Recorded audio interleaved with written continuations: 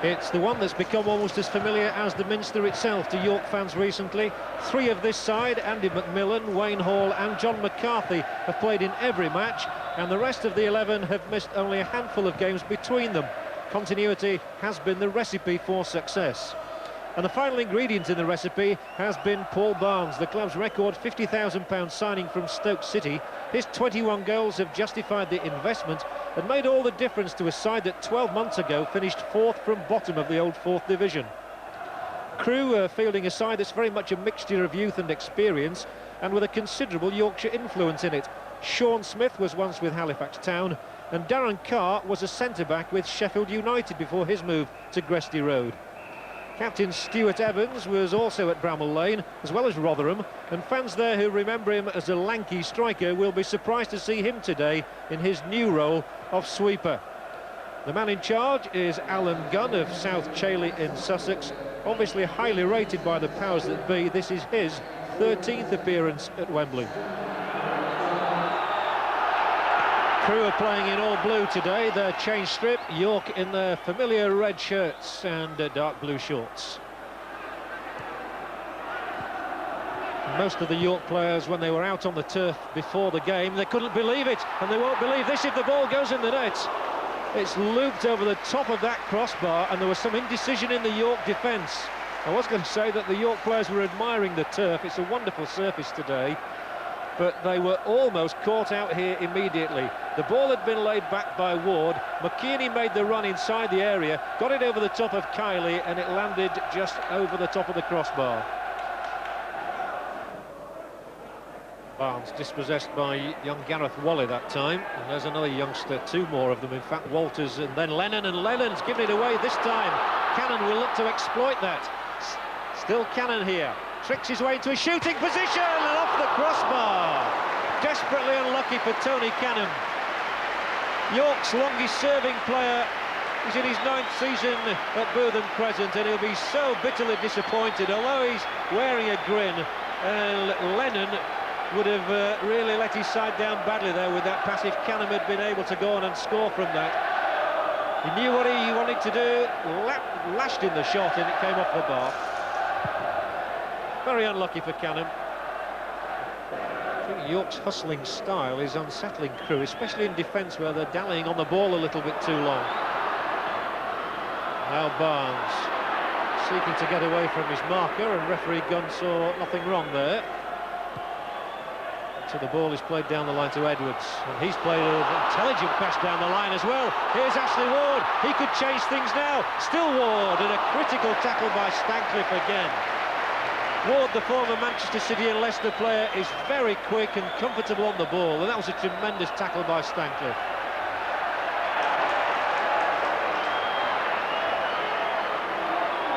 But let's have a look at this. Tremendous tackle that, and that showed all the experience of Paul Stancliffe, the 35-year-old. Atkin, and then Pepper. And now Barnes. Oh, lovely play from Barnes. Good back heel, and McCarthy. Fouled by Evans. No, referee says play on. It's a great chance for York. McCarthy off the upright. Tremendous opportunity that for John McCarthy. And credit to the referee and linesman for allowing play to continue, but now at the other end it's Crewe who are coming straight back at York. They've got their opportunity. Naylor appeals for handball against Atkin, not given. But what a chance that was for York City to take the lead. Barnes, a delightful quality back heel. The ricochet was fortunate for York. Evans tried to tug McCarthy back. The linesman and referee said play on. Now look, Swan's up there, Cannon's there, and McCarthy looking for the glory hit the post. It's always cruel for anybody to lose at Wembley, just as Sheffield Wednesday. But now in the closing minutes of this match, it will be heartbreaking for one of these two sides if a goal is forthcoming now. That was an excellent ball. Naylor here for Crewe. York have to get men around him. Woodward, who looks composed. Naylor. He's tricking and teasing his way in. Naylor! Splendid stop by Kiley, and it comes off Stancliffe for a Crewe corner. Well, all credit to Dean Kiley in the York goal there. He's not had a lot to do at all today, But when he's confronted here by Tony Naylor, the man with a terrific goal-scoring record, he got his angle perfect. Crewe's corner from Wally. More danger for the York keeper here, and it's thumped over the top from Stuart Evans. Well, the two big men had gone up together, and Evans is a real handful. I mean, he's 6'4". He's bound to be. He got up above Stancliffe, but couldn't keep it down. Are we set for 30 more minutes? Are Crewe going to pinch it from Woodward's ball in? No. Corner, throw in.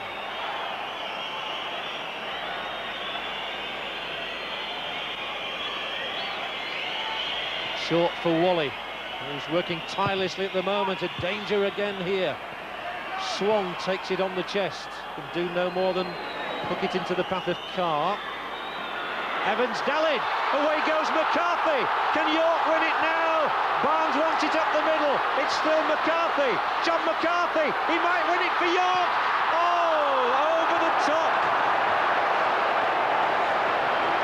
Most of the York players sink to their knees. McCarthy holds his head, and the whistle has gone. He'd have won promotion for York in that very second. What a dramatic way to end the 90 minutes. And it really is an awful way for poor John McCarthy, because there's a consoling arm around him here. He'd got Barnes inside him, he'd got Blackstone calling for it, he twisted the defender Smith inside out, and then spooned it over the bar. Well, Alan Little knows that at this moment he could have been punching the air and celebrating a place in next season's second division, instead of which he's now got to lift those players who've had the glory snatched away from them. Who has got the stronger character now? That's what it's down to. It's a test of will and stamina. And here come Crewe initially. They've certainly been lifted by that let-off. What a let-off it was for them.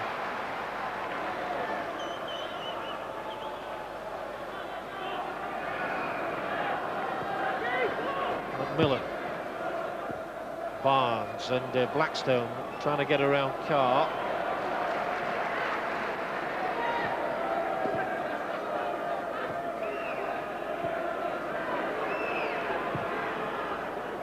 That was lazy, and if Swan gets in here, there might be something on for York. Barnes. Credit Crewe, though, they got numbers around again, and they had to do. It really is surprising that there have been no goals, and you think that Crewe scored 9 in their 2 playoff matches against Walsall. York's strength perhaps has been their defence, however, this season, and it's held firm up to this moment. Now then, what can Naylor do this time for Crewe? Naylor, the shot straight at Kiley.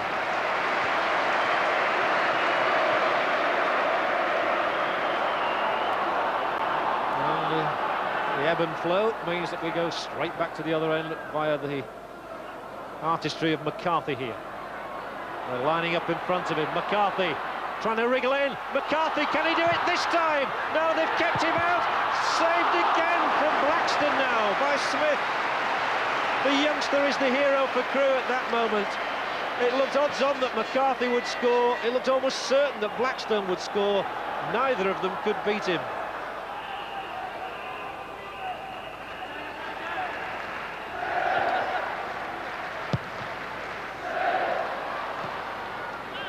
Two men marking Naylor, one of them McMillan. Up front is Barnes now, might get away. No, Evans was there.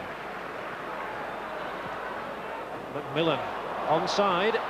Barnes, good play from him. Tricky again, left foot through, chance, goal! York in front, and unbelievably, York City take the lead here in extra time.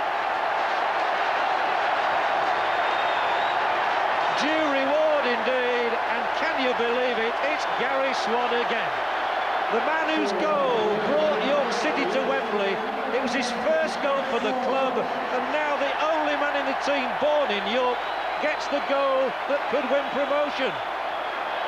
credit to Barnes here. He turned superbly well, and he laid it on equally well, and Swan drills it into the Crewe net.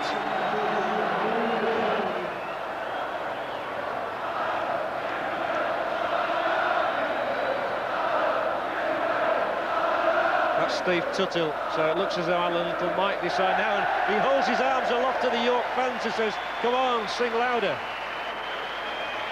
Lift us up, lift us into the second division. It's a York ball and a York substitution as well, as Steve Tuthill will come on in place of Paul Stancliffe, and I'm sure that Stancliffe will regret having to leave the scene. And look at that message, do your job, he says to Steve Tuthill. Take us up now. He's done his part, that's for sure. Well, Tuthill isn't as experienced as Stancliffe, but he's seen a lot of Football League action, and it shouldn't be beyond him. Ward now. Naylor's inside the area. This could be the equaliser. Excellent defending, Atkin it was. He stuck out a boot and deflected it away from Naylor, who must wonder if it's ever going to go his way today. They've given away a corner, but they really don't mind. Tremendous tackle that from Paul Atkin when it was most needed. Lennon now. He'll try a shot, I'm sure. It didn't get through. He's got the ball back again. Crewe have retained their composure. Another chance, and this time it's Blackstone who gives away another Crewe corner. A minute left. Real anguish for York fans here at the death. In extra time. Crewe, a corner kick for them. It's beyond levels. Is that handball? It is! Oh no! Dearie me! And it's Tuthill, the substitute, as he went up for the ball. He handled it, the linesman spotted it, the referee pointed to the spot, and in the last minute of extra time, Crewe have the opportunity to force a penalty shootout.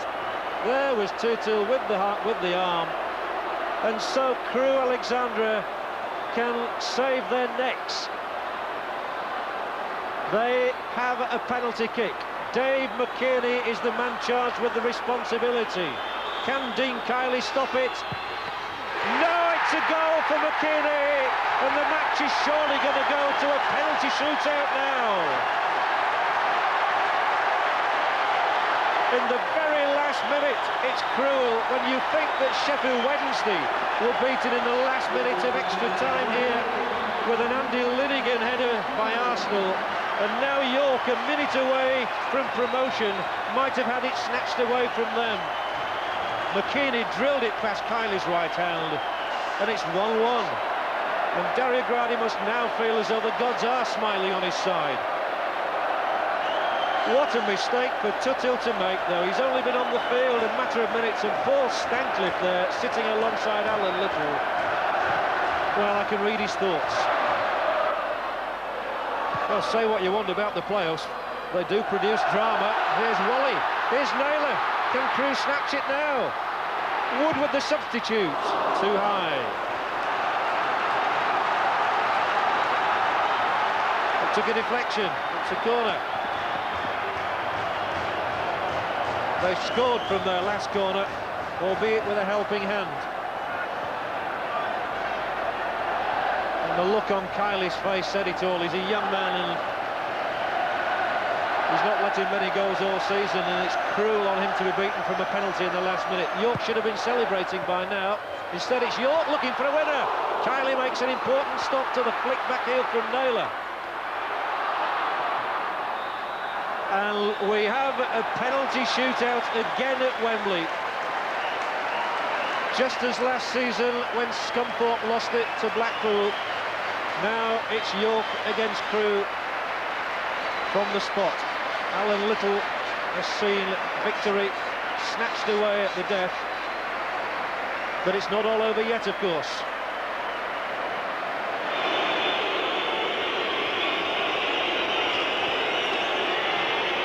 He'll feel it's important to get the first one into the Crewe net. McCarthy, who was so unlucky at times today not to score in open play. So here comes John McCarthy, scores! 1-0 York. Coolly done.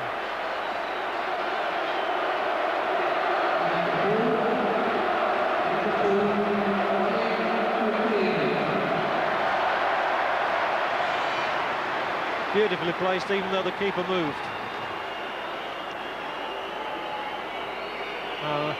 This looks familiar. It's Dave McKierney. It's only about 10 minutes ago, but he put the ball high into the net to Kiley's right. Where's it going to go this time? Into the right-hand side again, and it's a 100% record on the day for McKierney. He's scored twice from the spot, and he's kept Crewe in it. 1-1.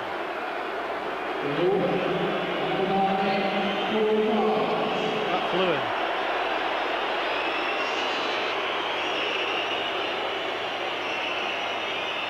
It's the turn of Paul Barnes. He's been suffering with cramp for much of the second half. Barnes, he takes a long run up. It's gone straight into the middle of the net, and young Smith can't believe it, he got a finger to that.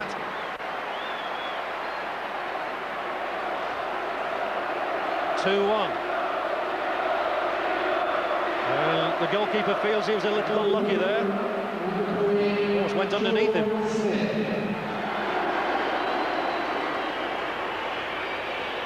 In fact, it just came off his knee, I think. It's now the former Halifax Town fullback Sean Smith's turn. He's left-footed. The others have all been right-footed so far. Smith's left foot, good enough. 2-2.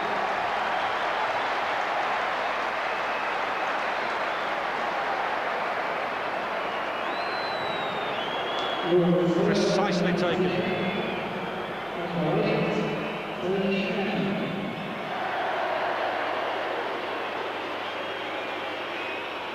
It really can be a mind-numbing exercise for those involved.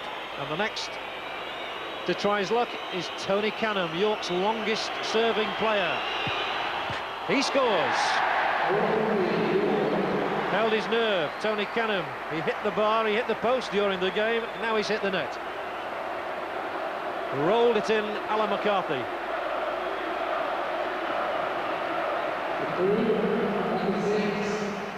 No trouble with that. And what a pressure point now for a young man in his first season of league football, Gareth Whalley. Whalley versus Kiley. He saved it! It's the first miss. It's not all over yet, don't forget, it's the first miss. But Gareth Whalley has his shot saved by Dean Kiley. And thoughts go back to last year when Scunthorpe entrusted spot kicks to youngsters like Jason White and Graham Alexander, and they were foiled just as Whalley is now. York can take a 4-2 lead here with their regular penalty taker, Nigel Pepper. He's scored 7 this season. He's scored 8, and York lead 4-2 in the penalty shootout. They need one more, or Crewe only need to miss one more.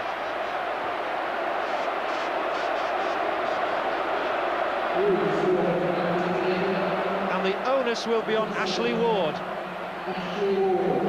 That was a very well taken spot kick by Nigel Pepper.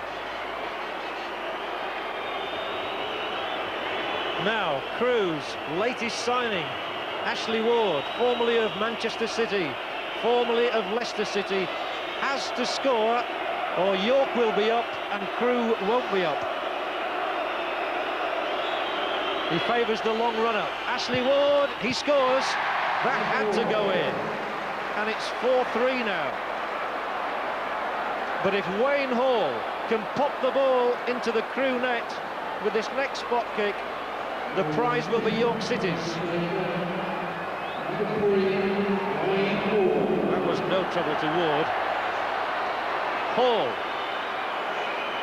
He'll be left-footed. The other York penalties were all taken with the right foot.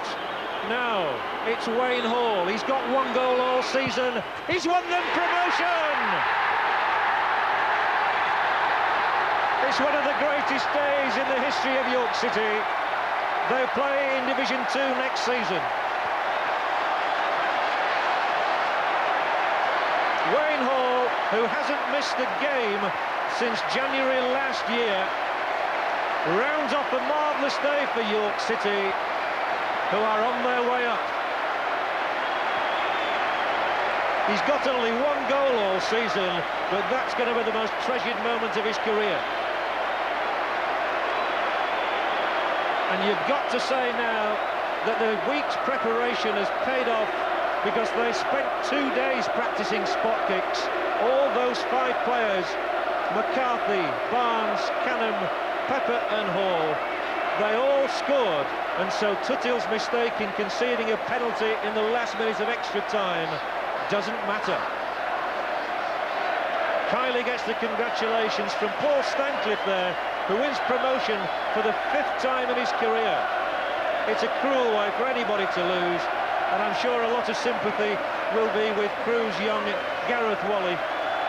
His was the only shot saved in the penalty shootout, but it was good enough for Wayne Hall to step up and steal the glory for York. To be fair, I've had a good day. I've enjoyed it. You know, you hear people say take it as it comes and remember it, and I have. I've remembered everything about it. I wasn't nervous beforehand, and even in the penalties I wasn't nervous. I thought, well, we've done well, we've put a good show, and if we don't do it, we don't do it. You know, but I really enjoyed it. I've enjoyed it all. I didn't really have any nerves. I just put the ball on the spot, and I knew the gaffer had asked me, well, just keep positive, and where you're going to put it, make sure you do, don't change your mind, and it worked. No, it was the day. It was a great day for us. I mean, super pitch, great atmosphere. It's everything. It's everything everybody wants, and I've had a taste of it, and it's fantastic. It's going to be a nice summer. Yeah, great summer, and the hard work starts again August 15th. In the meantime, York can enjoy the glory, and rightly so. Well done to all of them. From all of us, goodbye.